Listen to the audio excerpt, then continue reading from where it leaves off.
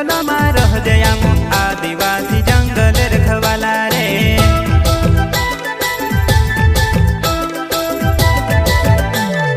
चल जंगल जमीन काज पूजे रे आदिवासी दुनिया ने रखवाला रे। बाप देव खतरी काज पूजे रे आदिवासी सबसे निराला रे।